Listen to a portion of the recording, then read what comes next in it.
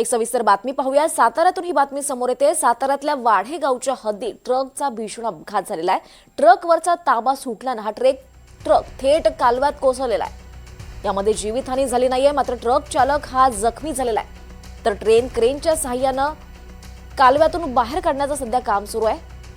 या ट्रकचा अपघात झालेला आहे। ट्रकवरचं नियंत्रण सुटलं आणि हा ट्रक थेट कालव्यामध्ये कोसळलेला आहे। साताऱ्यातल्या वाढे गावच्या हद्दीत ही घटना घडलेली आहे।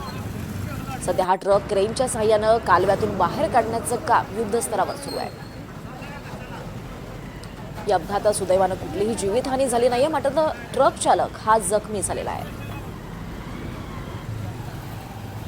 साताऱ्यातला हा सगळा प्रकार आहे। साताऱ्यातल्या वाढे गावच्या हद्दीत या ट्रकचा भीषण अपघात झाला।